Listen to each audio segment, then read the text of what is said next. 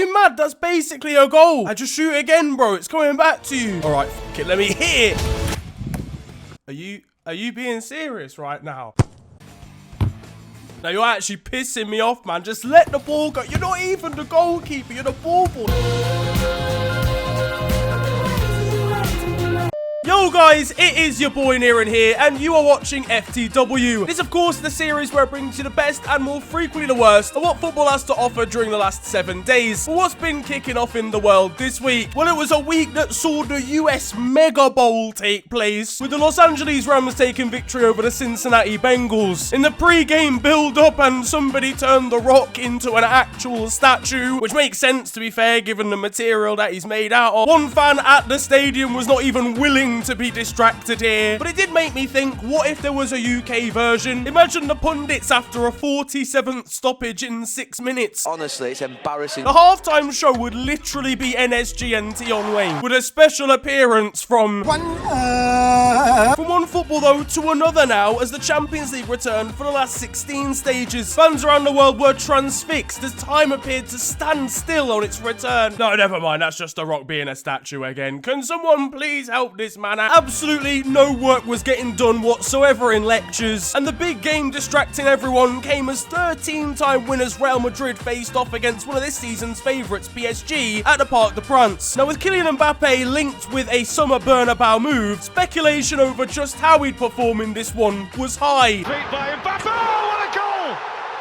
What a sensation! But in actuality, it was his individual brilliance in the 94th minute that won it for PSG, doing his future team dirty. It's a win now, but at what cost? He's going to be finished when he first arrives to Real Madrid training. Maybe this is a negotiation tactic, you know. Now he can ask for an extra £310,000 per week in wages because he performs on the big stage. It's 4D chess. Real's transfer team will feel aggrieved here. I've been there for you since day one! This is the biggest betrayal this week since Phil Carter here dating his daughter's friend. Day after day. She called her own dad a nonce. Are you mental? On a serious note, how are you allowing your mum to be the same age as you? She's gonna tell you back in my day stories. They're from 3 days ago. There was excitement for Parisians as Neymar returned to training. For crying out loud. Someone clearly got a little bit too excited about that last story. The most agreed that Real, though, is going to be Dani Carvajal. Mbappe had this man on toast, on bread, on yeast, you name it. He got smoked, and he has asthma, so it just didn't really... There's absolutely no way the coaches at Real are letting this man back into the training complex. Open the door. Open the door. My friend, open the door. Meanwhile, there was a surprise and rare return for Gareth Bale. I genuinely forgot this man even existed. All right, boss, what do you need from me? I can't even lie, honestly, I don't know who you are. Carlo Ancelotti was really expecting him to drive at PSG's defense because he can drive on a golf course. Him and Hazard on the same pitch. Is this a testimonial or something? It might have been Valentine's week, but there was no love lost from Casemiro, who made his intentions very clear to Messi. He probably even tagged in his old friend Sergio Ramos, ready to slide tackle Leo when he's back in PSG training. It was already bad enough for Leo, who missed a penalty in this one. It was so bad that Ronaldo saw it on the Old Trafford big screen and proceeded to slap one top bins against Brighton. Liverpool were victorious 2-0 at the San Siro after beating Inter Milan. Mo Salah took a break from slapping his meat out online to score in this one. He had to make a pretty swift escape from the Snapchat bullies. Now, but for real though, great to see Mo on the score sheet and Firmino scoring as well off the bench. And it was really the substitutes that made the difference in this one, the likes of Henderson and Luis Diaz as well, who was actually saved for the Burnley game in the league because Jurgen Klopp genuinely did not want him to have to experience playing against Burnley so early in his Liverpool career. Romelu Lukaku must have been gutted with the result in this one. What the fuck, y'all? God damn! But at least Joel Matip seemed pretty pleased after our first goal. If you touch me again, I swear to the heavens. Man City made light work of Sporting Lisbon, slapping them 5-0 elsewhere. This one was 4-0 before half-time, as Pep's side ran rampant in Portugal. Could argue it wasn't very sporting of them. Obviously, if you're trailing 5-0 here, yeah, you just don't bother turning up for the second leg. Save the travel expenses. In my opinion, they should be forced to play the second leg in the Europa League after losing this heavily. City? Nah, mate, you're playing a Hajduk Split next week. But after all this, and we know what Pep Guardiola's gonna say in his post-match interview. Look, I know we won the game 5-0, but this might be the greatest team I have ever faced in my life. The fact we scored so many is testament to how much of an advantage we think we need in the second leg. He's actually the guy that comes out of an exam saying he's done terrible, then gets 104% in it. I don't even know how you get the extra 4%. He's just annoying. He goes to the barbers even though there's nothing to shave. You ain't got no hair! I got a little bit. No!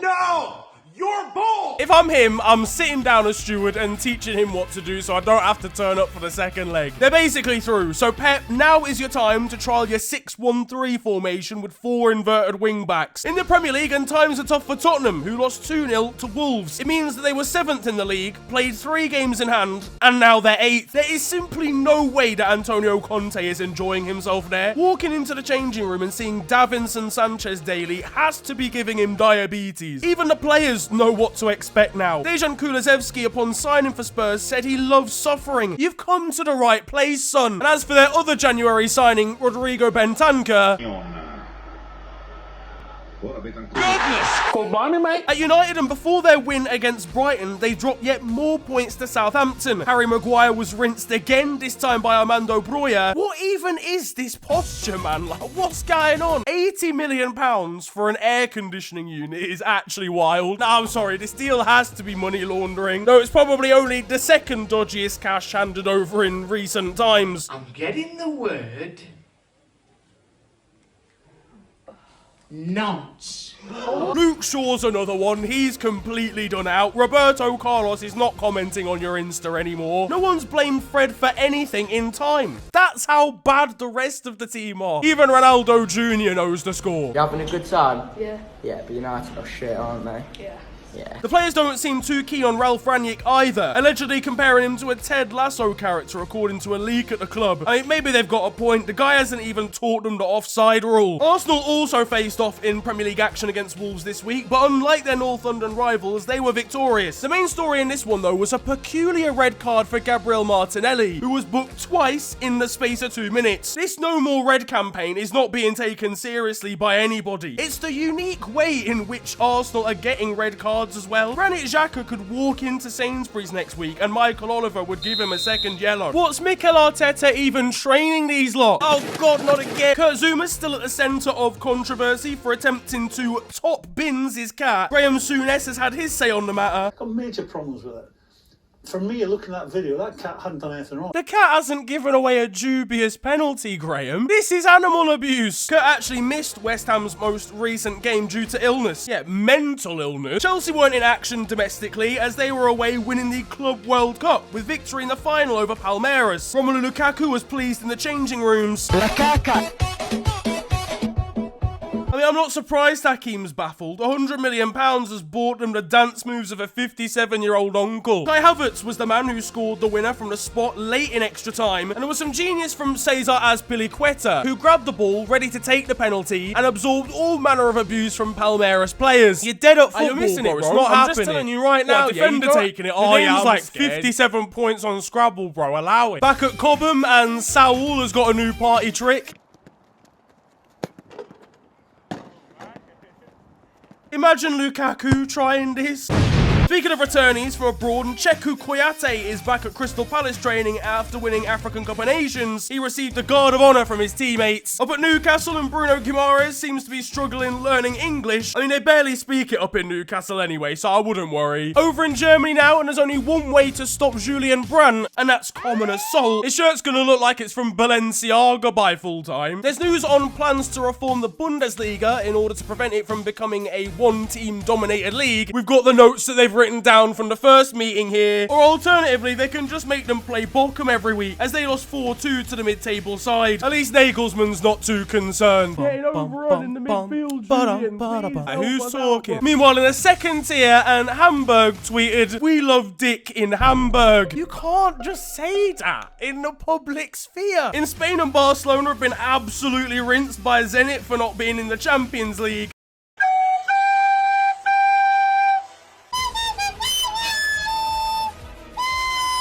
It's a shit Wowzery award for the Russian side. They rescued a point late on in the league versus Espanyol this week. We've got Adama Traore bullying people here. Give me your lunch money right now. I'm 28. I don't even have lunch money. Espanyol midfielder Sergi Darder hit them with a sue at a new camp as well. And youngster Ricky Puig was stopped by Barca fans for him to sign a live pig. This has got to be a difficult one to explain to the wife when you're leaving the house. Babe, look, listen, yeah, just don't ask questions. I need the pig. There were scenes in Portugal when Porto faced off against Sporting. The stats of the game were ridiculous. Apparently the ball was barely active whatsoever because of the sheer amount of fouls and stoppages. And then it ended with a mass brawl. Even the photographers were on smoke. The photos from this game are going to be absolutely mental. Elsewhere in Portugal, and Ricardo Quaresma was not pleased with time-wasting techniques from the opposition, and so he took matters into his own hands. And in France, massive shouts to Versailles, who are a fourth-tier side, who have somehow managed to make it to the semi-finals of the Coupe de France. They face OGC Nice in March, so I'll be wishing them luck. Over in Italy, and Alvaro Odriozola is dreaming big, when it's actually quite small if we zoom in, but meanwhile, ex-Serie A star Francesco Flacci returned to Italian football aged 46 after serving a 12-year ban for cocaine use. This is his first game back professionally, and he played in the 5th tier for Signa 1914. So there you have it, folks. If you want to prolong your footballing career, just snort some luck. Now though, time for your goals of the week, and there's 2 of them this time around. First of all, over in Australia, where MacArthur FC were looking for an equaliser, step forward Englishman Craig Noon with an outrageous outside of the ball volley. That's a beauty. What a stunning goal that is. And our second goal comes from Paraguay. We've seen quite a few of these recently, but it's yet another halfway line beauty. Aldo González, el remate,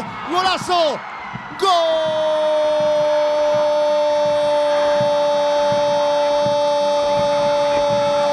Over on Twitter, and Sergio Aguero is always happy to receive fan mail. And up in Scotland, Hibs have a very traditional motto: if in doubt. Both are going to throw everything at this.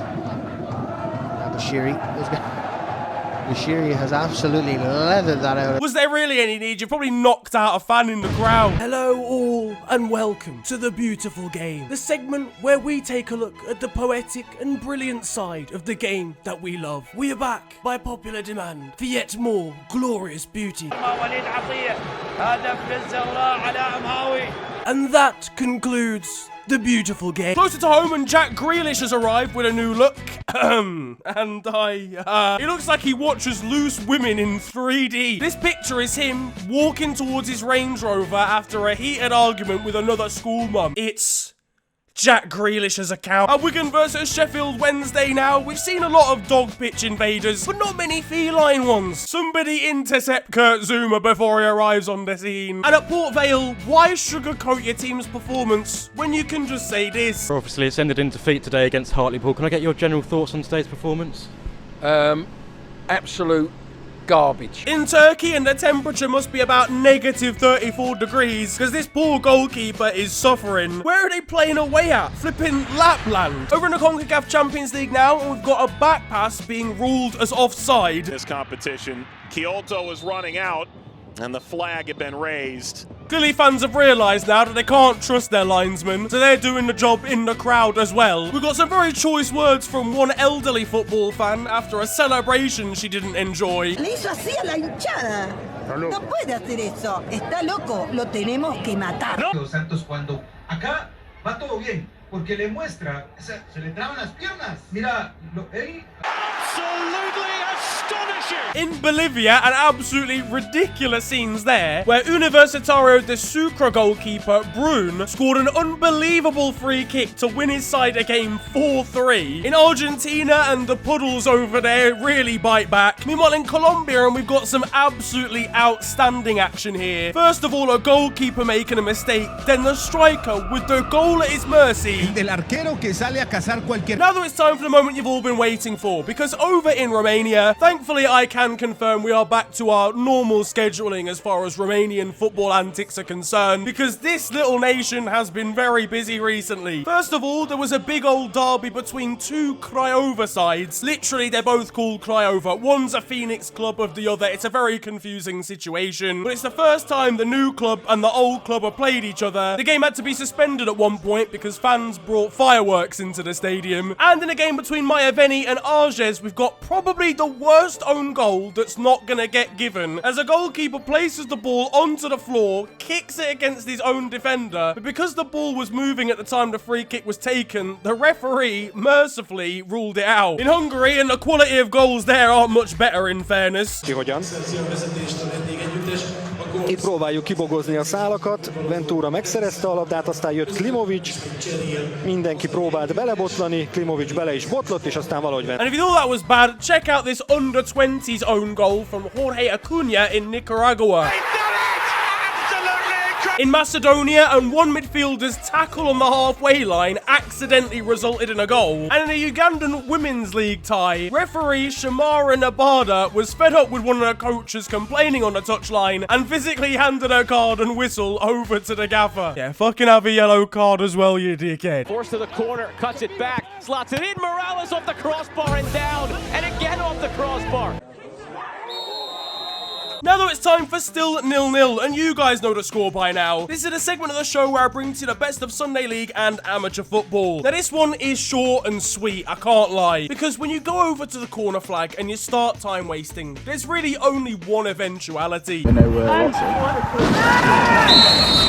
I love how my man's been caught in the crossfire here as well. On to the weird stuff though now. A Haitian team that are supposed to be playing in the CONCACAF Champions League are unable to take part this year because they didn't manage to get their visas in order to travel to where the competition's being held in time. That's literally like travelling out for a Champions League game and realising you've forgotten the passports. In Scotland, and there was confusion between Arbroath and Hamilton. Now Arbroath announced their starting 11 that featured Colin Hamilton, Chris Hamilton and Jack Hamilton playing against Hamilton Academical, who also had a player called Hamilton in their team. Elsewhere, and if you can spot your side under threat from a counter-attack as a manager, then there's really only one thing that you can do. Tem contra-ataque pintando por aqui pro time do número C. Dá gás a mais pra ficar com a bola. Tadeu, então tapa na bola, botou na frente. Eita!